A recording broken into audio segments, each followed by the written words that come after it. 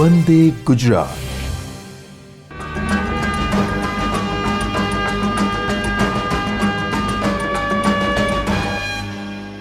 નમસ્કાર મિત્રો, આજે આપણે અતિ મહત્ત્વના વિષય પર ચર્ચા કરવા માટે એકત્ર થયા છે. આજનો આપણો વિષય છે પોઝિશનલ એક્યુરસી અને રિપીટેબિલિટી. સૌથી પહેલાં આપણે સમજીશું કે એક્યુરસી એટલે શું. એક્યુરસી એટલે કે કોઈ આપણે જે ટાર્ગેટ નક્કી કરેલો છે એ ટાર્ગેટથી આપણે કેટલા નજીક પહોંચી શકીએ એને આપણે કહીશું આપણી એક્યુરસી. આપણે ટેકનિકલ ફિલ્ડના માણસો છીએ તો આપણે ટેકનિકલ ભાષામાં થોડું વધારે સમજીએ.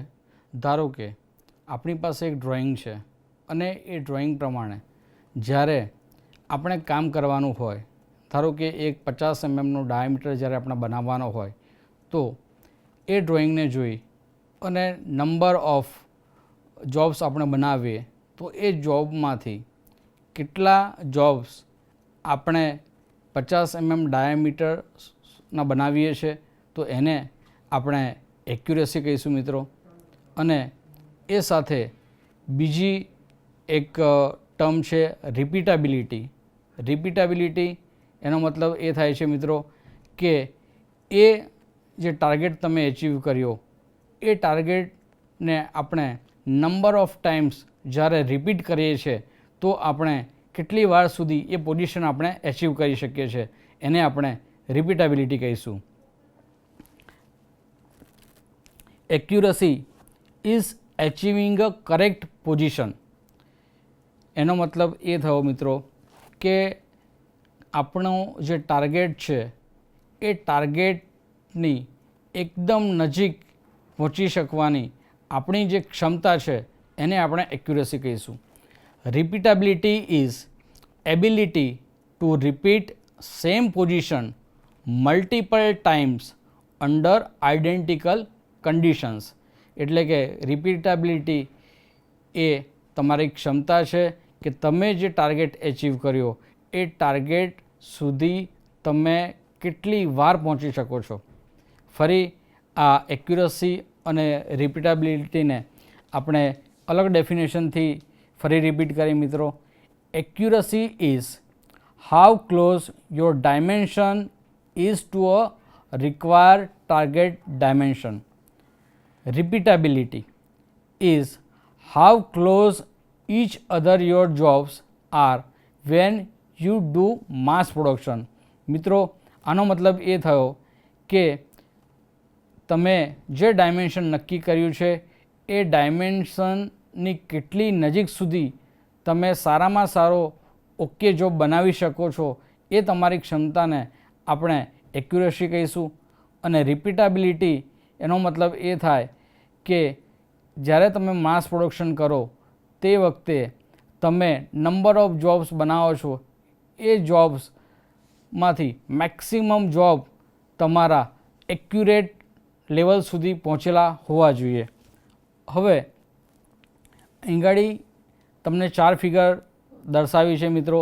એ ચારે 4 ફિગરની અંદર તમને 4 સર્કલ દેખાય છે અને એ 4 સર્કલની સાથે સાથે 4 ડોટ્સ પણ બતાવવામાં આવ્યા છે. હવે એ 4 ડોટ્સ એટલે શું? તો કે 4 ડોટ્સ એટલે કે એ 4 આપણા જોબ્સ છે, અથવા તો આપણે કહીએ કે એ જોબના ડાયમેન્શન્સ છે. અને 4 સર્કલ પણ બતાવેલા છે.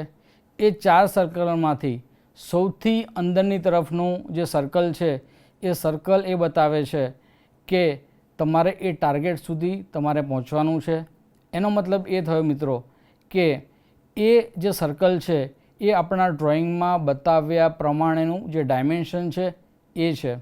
હવે આપણે એ 4 ફિગર છે એ 4 ફિગરમાંથી નીચેની જે 2 ફિગર છે એમાં જમણી સાઈડની ફિગર પર આપણે ફોકસ કરીએ મિત્રો તો તમે જોઈ શકો છો કે પહેલું સર્કલ અને બીજું સર્કલ એ 2 સર્કલની જે વચ્ચે એક ડોટ તમને દેખાય છે અને બીજો જે ડોટ છે એ સેકન્ડ સર્કલની ઉપર છે.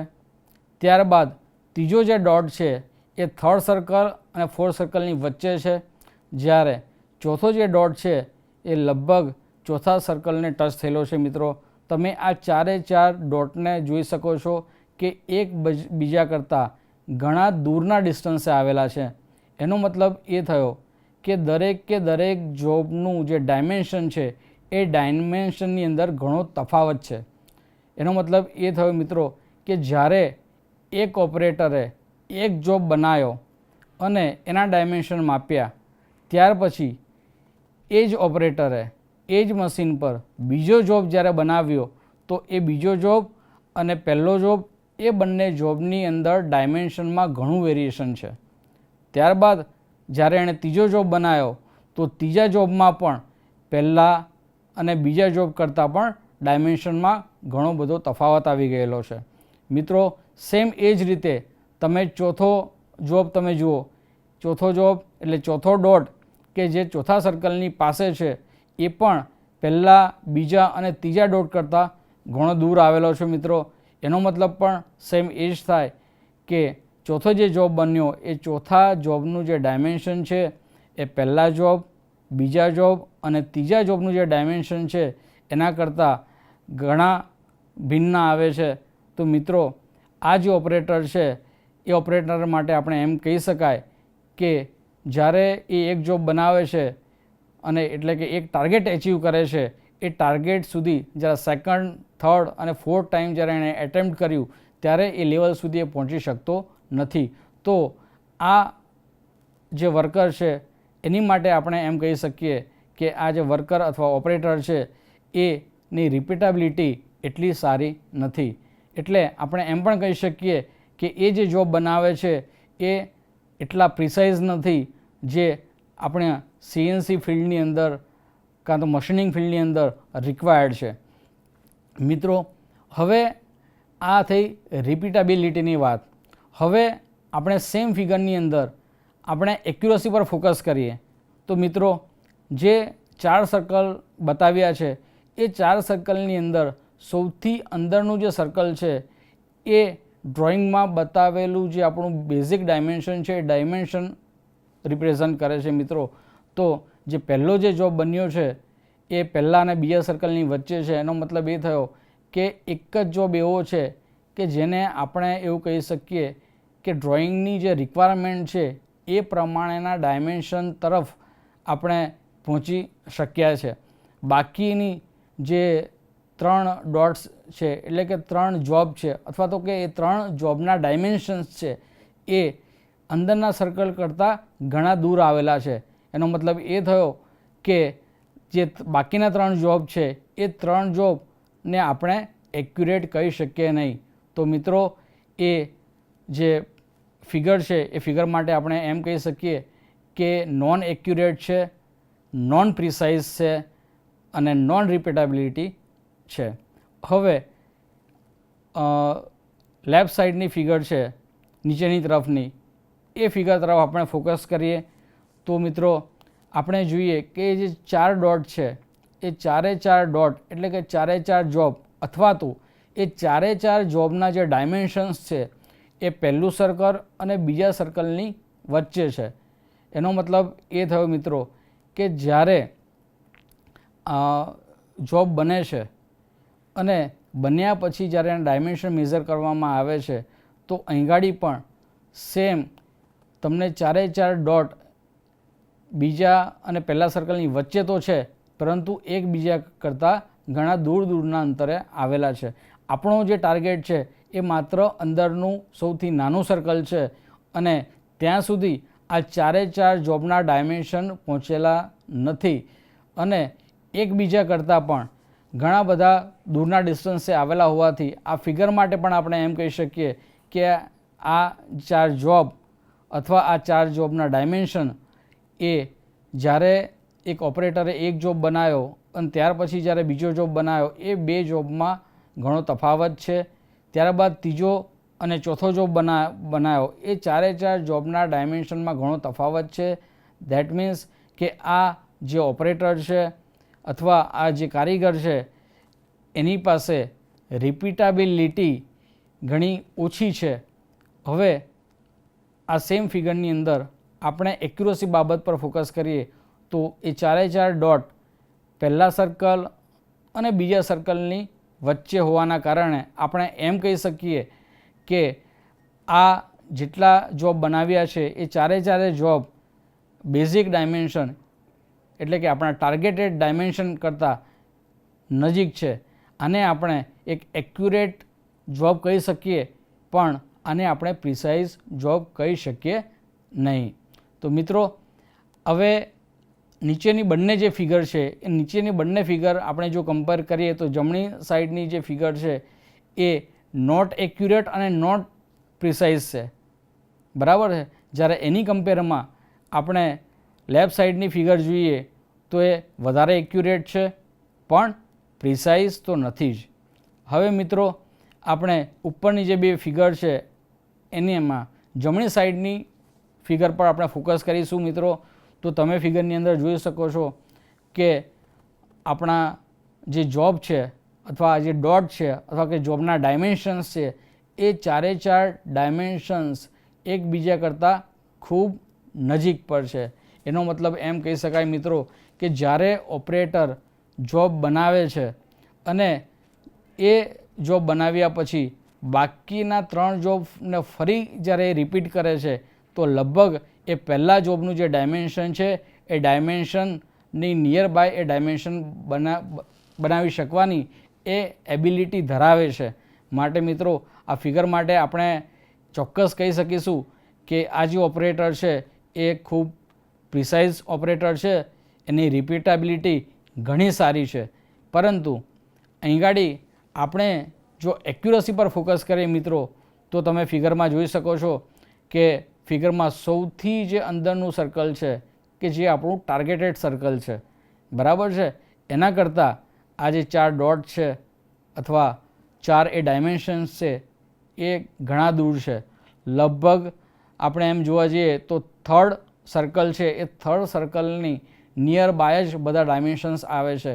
તો મિત્રો આ ઓપરેટર માટે આપણે એમ કહી શકીશું કે આ ઓપરેટરની એક્યુરસી આપણી રિક્વાયરમેન્ટ પ્રમાણે નથી.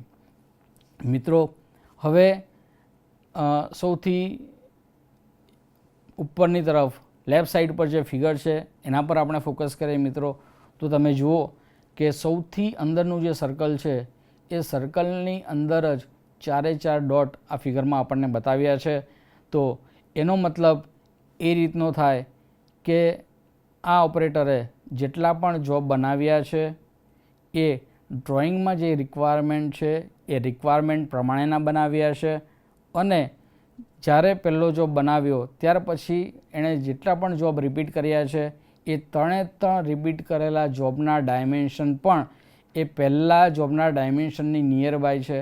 તો મિત્રો આપણે આ કેસમાં એવું કહી શકીએ છીએ કે દરેક જોબ આ ઓપરેટરે એક્યુરેટ બનાવ્યા છે અને એની રિપીટેબિલિટી પણ ઘણી સારી છે.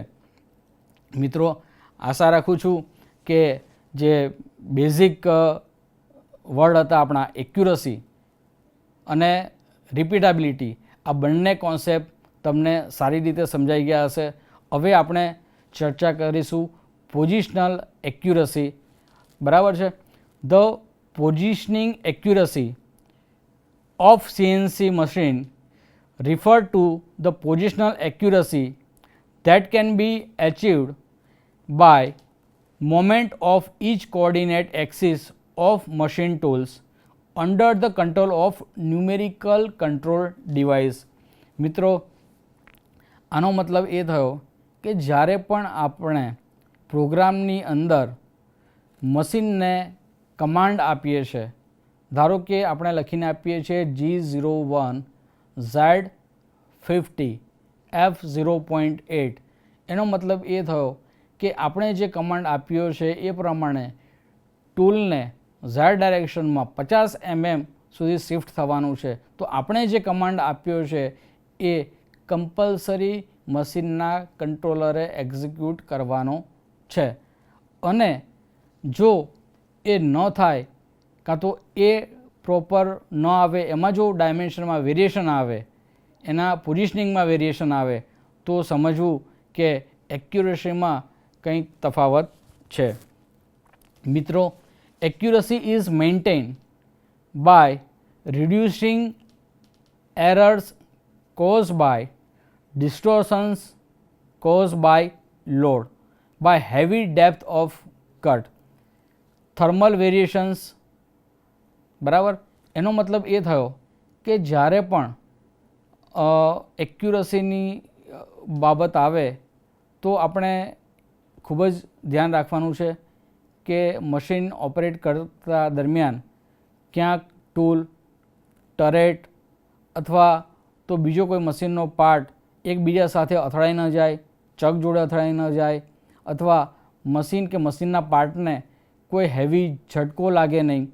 કદાચ ક્યારેક એવું બની શકે કે તમે પ્રોગ્રામ લખતી વખતે પ્રોગ્રામમાં ડેપ્થ ઓફ કટ આપ્યો છે 0.5 અને કદાચ તમે 0 અને પોઈન્ટવાળું બટન મશીનના સ્ક્રીન પર પ્રોપરલી પ્રેસ નથી કર્યું તો મશીનને એ રીતની સમજ નહીં પડે કે તમારાથી આ ભૂલ થયેલી છે. એ તો તમે જે લખ્યું તો 0.5ની જગ્યાએ 5 mm લખાયું છે તો એ 5 mm પ્રમાણે જ એ ડેપ્થ ઓફ કટ લગાવશે. અને તમે જ વિચારી જુઓ કે જો 5 mmનો ડેપ્થ ઓફ કટ લાગે તો ટૂલને પણ એ ડેમેજ કરી શકે છે, મશીનને પણ એ ડેમેજ કરી શકે છે. બરાબર છે, તો આપણે એ બાબતનું પણ ધ્યાન રાખવાનું છે. સાથે સાથે ટેમ્પરેચરની વાત કરી છે તો કે જ્યારે ટૂલ વર્કપીસ જોડે કોન્ટેક્ટમાં આવે છે તો ફ્રિક્શન થાય છે. એ ફ્રિક્શન થવાના કારણે હીટ જનરેટ થાય છે અને એ હીટ જનરેટ એક્સેસ ન થાય એની માટે કુલન્ટનું પણ પ્રોવિઝન આપણે કરવું રહ્યું. તો મિત્રો, એક્યુરસીને ઇફેક્ટ કરતા આ જે બે પરિબળો છે એના પર પણ આપણે ફોકસ કરવાનું છે.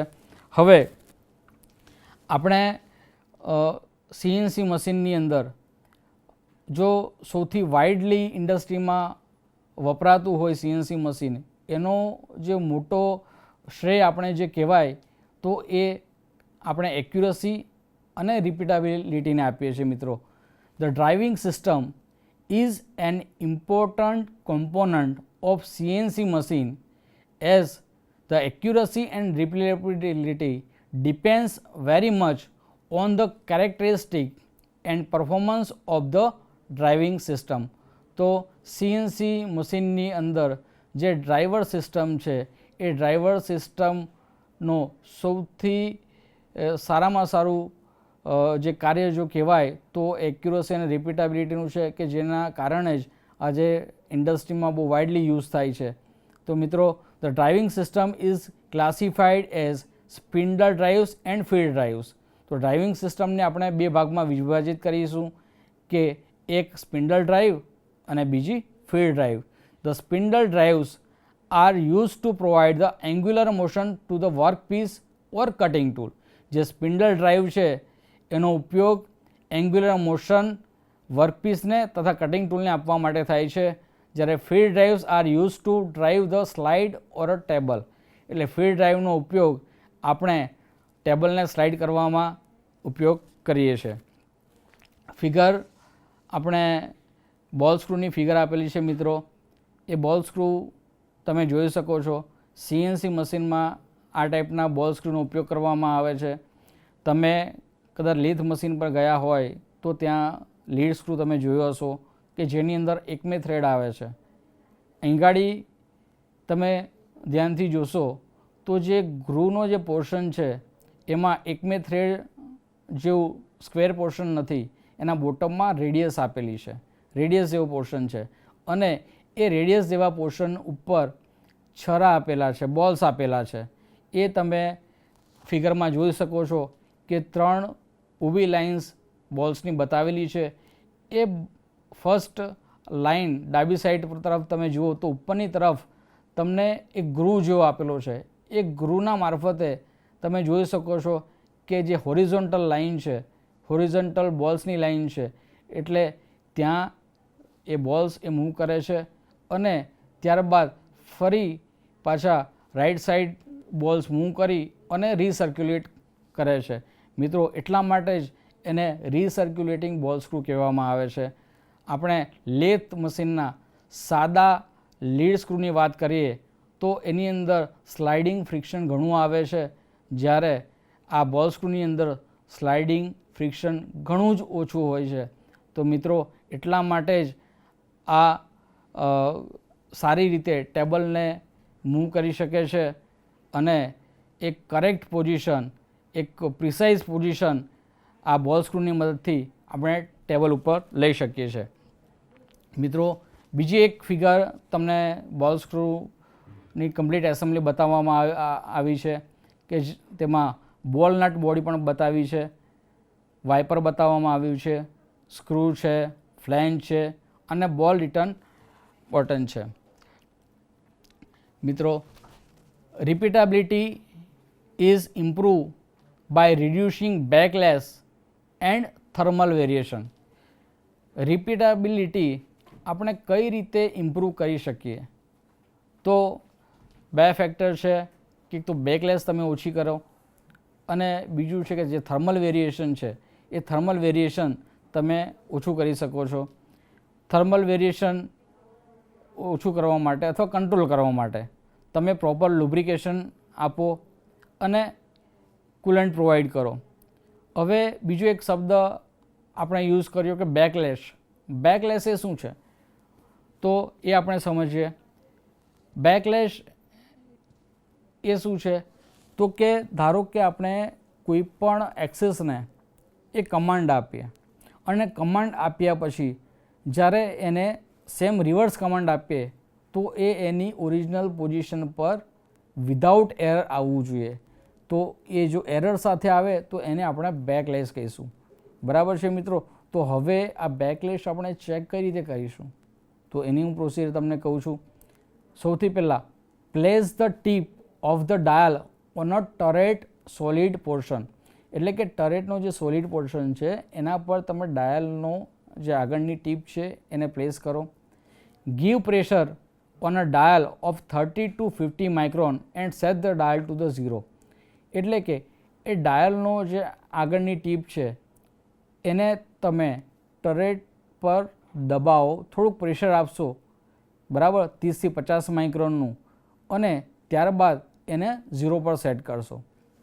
નાવ take hand wheel in your hand and select x axis option and feed to 1 micron. એટલે કે હવે તમે હેન્ડવ્હીલને તમારા હાથમાં લઈ લો, એમાં એક્સ એક્સિસને સિલેક્ટ કરો અને 1 માઇક્રોનની ફીડ આપો. Now move the axis in positive direction in 1 micron feed and move to 50 micron. બરાબર છે?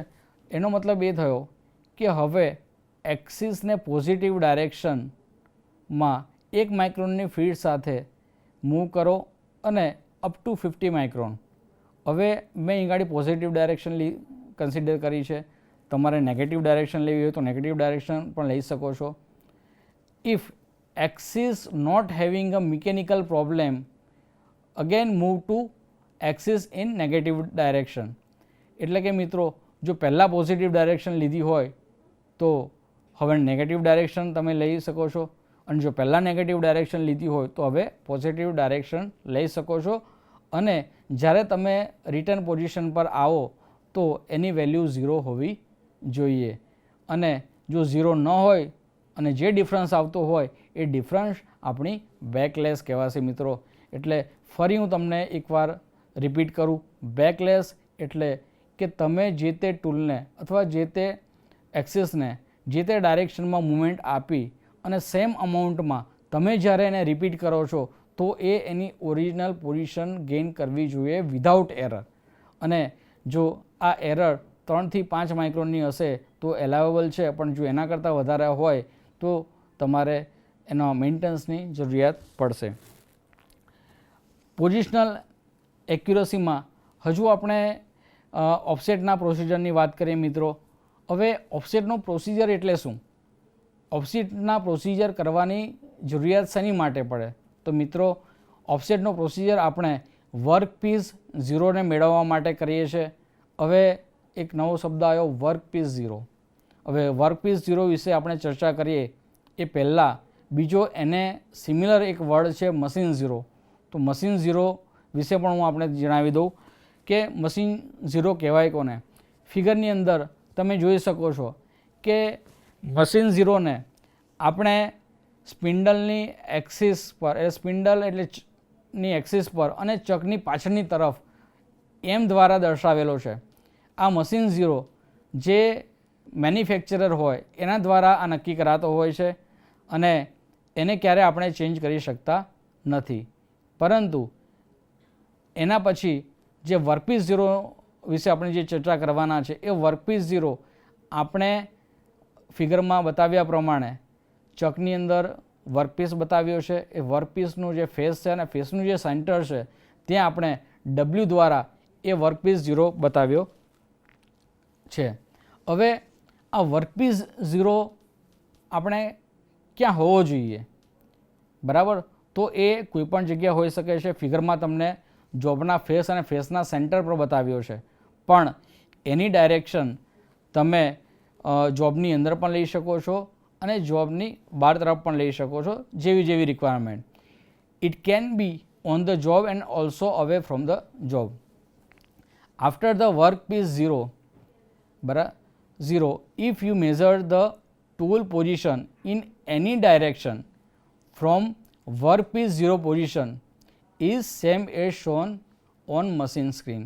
એનો મતલબ એ થયો મિત્રો કે જ્યારે ઓપ્સિટની પ્રોસિજર આપણે પૂર્ણ કરીશું તો એના દ્વારા આપણને વર્કપીસ 0 મળશે અને એકવાર વર્કપીસ 0 મેળવી લીધા પછી જ્યારે આપણે ટરેટને અથવા ટૂલને આપણે કાં તો ઝેડ એક્સિસમાં, કાં તો એક્સ એક્સિસમાં અથવા તો વાય એક્સિસમાં જ્યાં પણ આપણે મૂવ કરીશું તો અને મૂવ કર્યા પછી એ ટૂલની ટીપ અને આ વર્કપીસ 0 વચ્ચેનું ડિસ્ટન્સ જો આપણે મેઝર કરીએ તો મિત્રો એ ડિસ્ટન્સ સેમ એ જ ડિસ્ટન્સ હશે કે જે તમને મશીનના સ્ક્રીનની ઉપર બતાવેલું હશે.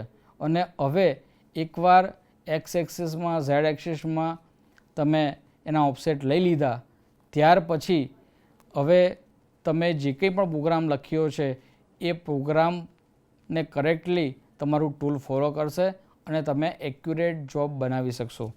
મિત્રો હવે આપણે જ્યારે રો મટીરિયલને ચકની અંદર ક્લેમ કરવા જઈ રહ્યા છે તો સૌથી પહેલાં આપણે વર્નિયર કેલિપર અથવા તો માઇક્રોમીટરની મદદથી એ જોબનું ડાયમેન્શન મેજર કરીશું અને નોટ ડાઉન કરીશું. હવે એ રો મટીરિયલને આપણે ચકની અંદર લગભગ 15 થી 20 બાર જેટલું પ્રેશરમાં આપણે ક્લેમ કરીશું અને ક્લેમ કર્યા પછી હવે આપણે ઓફસેટની પ્રોસિજર આપણે સ્ટાર્ટ કરીશું.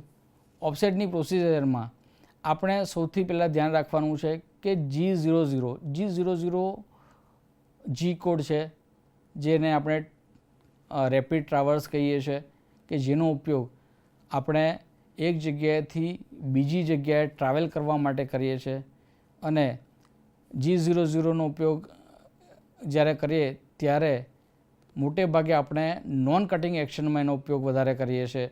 તો સૌથી પહેલાં G00ની મદદથી ટૂલને આપણા વર્કપીસની નજીક લાવવાનું છે અને જ્યારે લગભગ જોબના ફેસ કરતાં લગભગ 3 ઇંચ જેટલા ડિસ્ટન્સે તમારું ટૂલ આવી જાય ત્યારે તમારે હેન્ડવ્હીલની અંદર ઇન્ક્રીમેન્ટલ નામનો ઓપ્શન છે કે જેની અંદર 100 માઇક્રોન, 10 માઇક્રોન અને 1 માઇક્રોન એવા ઓપ્શન હશે. જો મોટી કેપેસિટીનું મશીન હશે તો કદાચ 1000 માઇક્રોનનો ઓપ્શન પણ અવેલેબલ હોય છે. તો મિત્રો આપણે વર્કપીસ પાસે 3 ઇંચનું ડિસ્ટન્સ રહે એ રીતે ટૂલને વર્કપીસની નજીક લાવીશું.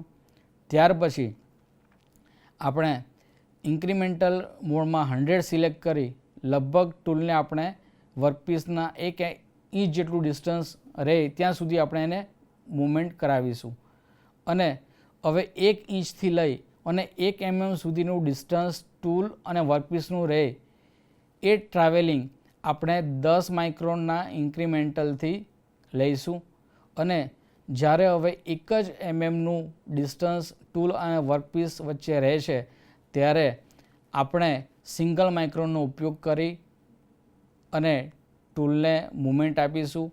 સાથે એક કાગળનો ટુકડો પણ રાખીશું કે જેને આપણે ટૂલ અને વર્કપીસની વચ્ચે કન્ટિન્યુઅસલી મૂવ કરાવીશું. જ્યારે તમે 1 માઇક્રોનથી ટૂલને વર્કપીસ જોડે ટચ કરો છો અને તમારો કાગળનો ટુકડો જ્યારે મૂવમેન્ટ લેતો નથી ત્યારે તમે હેન્ડવ્હીલનો ઉપયોગ કરવાનું બંધ કરી દો અને ત્યાર પછી તમારે મશીનના સ્ક્રીન ઉપર જે બોટમ સોફ્ટ કી હશે તેમાં મેઝર ટૂલ નામનો ઓપ્શન હશે, એના પર સિલેક્ટ કરો અને વર્ટિકલ સોફ્ટ કી પર મેઝર મેન્યુઅલ આપેલું હશે એ સિલેક્ટ કરશો તો તમને એક સ્ક્રીન દેખાશે કે જેની અંદર તમારે ડાયામીટરની વેલ્યુ લખવાની હોય છે. એટલે જે ડાયામીટર તમે માપ્યો છે એ ડાયામીટરની વેલ્યુ એમાં એન્ટર કરી દો અને એ જે તમે વેલ્યુ આપી એને સેમ સ્ક્રીન ઉપર સેવ કરી દો. હવે પછી મશીનની સ્ક્રીન પર તમે જોઈ શકો છો કે ટૂલની પોઝિશન ક્યાં છે તો કે વર્કપીસના ડાયામીટર પર. વર્કપીસનો ડાયામીટરની જે વેલ્યુ છે જે તમે માપી એ જ માપ તમને હવે મશીનના મેઇન સ્ક્રીન પર જોવા મળશે. મિત્રો, હવે તમારો જે ટૂલ છે એને ધીરેથી એક્સ ડાયરેક્શનમાં મૂવ કરો. ત્યારબાદ જોબના ફેસ ઉપર એટલે કે ઝેડ ડાયરેક્શનમાં સેમ એ જ રીતે કે 10 માઇક્રોન અને 1 માઇક્રોનની મદદથી ટૂલને ફેસ પર ટચ કરો.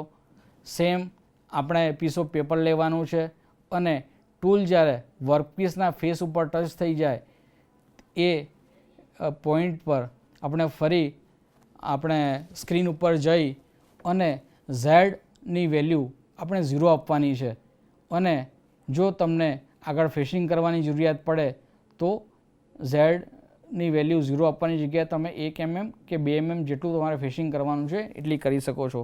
તો મિત્રો, આ ટૂલની પ્રોસિજર છે, ઓફસેટની પ્રોસિજર છે.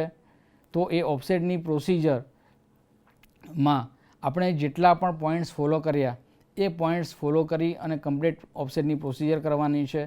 હવે જે લોકો ફર્સ્ટ ટાઈમ આ ઓફસેટની પ્રોસિજર કરે છે એ લોકોને મારી ખાસ સૂચના કે પીસ ઓફ પેપરનો ઉપયોગ કરી અને એ ઓફસેટની પ્રોસિજર પૂર્ણ કરે.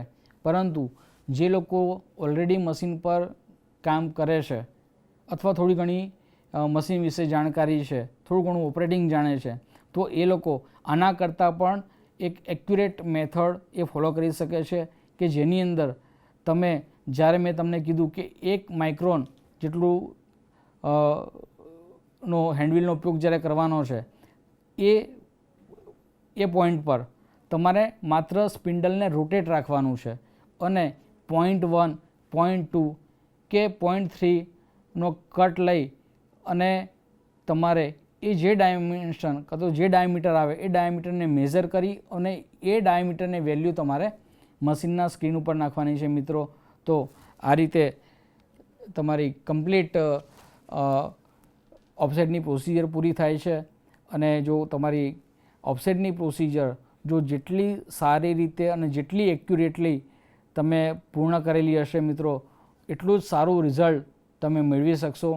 અને ધારો કે કોઈક ઓપરેટર આ પ્રોસિજરમાં ભૂલ કરે છે, એટલે કે જે મેં લાસ્ટ સ્ટેપમાં કીધું કે સિંગલ માઇક્રોનનો ઉપયોગ કરી અને આપણે ટૂલને વર્કપીસ જોડે ટચ કરવાનું છે. કોઈક ઓપરેટર ધારો કે સિંગલ માઇક્રોનનો ઉપયોગ કરવાની જગ્યાએ 100 માઇક્રોનનો ઉપયોગ કરે છે, તો મિત્રો થઈ શકે છે કે એ 100 માઇક્રોન જેટલું વેરિએશન તમને જોબમાં પણ જોવા મળે. અને જો 100 માઇક્રોન જેટલું વેરિએશન જો જોબમાં જોવા મળશે તો એક્યુરસીમાં ઘણો મોટો તફાવત આવી જશે. તમારું ડ્રોઈંગ જે ટોલરન્સ બતાવે છે એ ટોલરન્સમાં અને તમારા જોબના ટોલરન્સમાં ઘણો તફાવત આવી જશે. તો મિત્રો, જેટલી સારી રીતે તમે ઓફસેટની પ્રોસિજર કમ્પ્લીટ કરશો, સારી રીતે નિભાવશો, એટલું જ સારું તમે અને એક્યુરેટ કામ તમે આપી શકશો. હવે wear offset after number of workpiece if variation found in a dimension can be corrected by wear offset. એનો મતલબ એ થયો મિત્રો કે વિયર એટલે ઘસારો. ઘણા બધા જોબ બનાવ્યા પછી ધારો કે તમને 1000 જોબનું પ્રોડક્શન તમને આપેલું છે અને લગભગ 100 જોબ થયા પછી તમારા ડાયમેન્શનની અંદર વેરિએશન આવવા લાગે છે. એ વેરિએશનને કરેક્ટ કરવા માટે આ વિયર ઓફસેટ આપેલો છે. ડાયમેન્શનમાં જેટલું પણ વેરિએશન આવે એ વેરિએશન જ્યારે તમે મશીનના સ્ક્રીનમાં વિયર ઓફસેટ જે આપેલો છે એ વિયર ઓફસેટમાં માત્ર તમારે એની વેલ્યુ જ આપવાની છે. એ વેલ્યુ તમે અંદર એન્ટર કરશો એટલે હવે પછી જે નેક્સ્ટ તમારું પ્રોડક્શન નીકળશે એ પ્રોડક્શનમાં જે ડાયમેન્શન વેરિએશન તમને આવતું હતું એ ડાયમેન્શન વેરિએશન આવશે નહીં અને તમે ફરીથી તમારી રિપીટાબિલિટી તમારા કામમાં એચીવ કરી શકશો. મિત્રો હવે જ્યારે પણ માસ પ્રોડક્શન કરીએ ત્યારે સ્ટોપરનો પણ ઉપયોગ કરવામાં આવે છે. તો જ્યારે પણ તમે સ્ટોપરનો ઉપયોગ કરો તો હંમેશા ધ્યાન રાખો કે જોબ ક્લેમ્પિંગ વખતે ફૂટ લીવરથી જ્યારે જોબ ક્લેમ્પ કરો તો જ્યારે પ્રોપર પકડાય ચકની અંદર ત્યારબાદ જ તમારે એને સ્ટાર્ટ કરવાનું છે. મિત્રો તો આ પે ફેક્ટર પર આપણે ચર્ચા કરી. 2 વર્ડ આપણા એક્યુરસી અને રિપીટેબિલિટી આ એટલા મહત્ત્વના છે કે જેના આધાર પર જ આજે સીએનસી મશીન અથવા સીએનસી ટેકનોલોજીનો ઘણા બધા મશીનોમાં ઉપયોગ થઈ રહ્યો છે અને આ સીએનસી ટેકનોલોજીવાળા ઘણા બધા પ્રકારના મશીનો દરેકે દરેક ઇન્ડસ્ટ્રીમાં પહોંચી ગયા છે. મિત્રો આજનો જે આપણો ટોપિક હતો એક્યુરસી અને રિપીટેબિલિટી જે કોન્સેપ્ટ ઘણી સારી રીતે મેં એક્સપ્લેન કર્યા છે. આશા રાખું છું કે તમને ઘણી સારી રીતે એની સમજ પડી હશે. નમસ્કાર, ધન્યવાદ.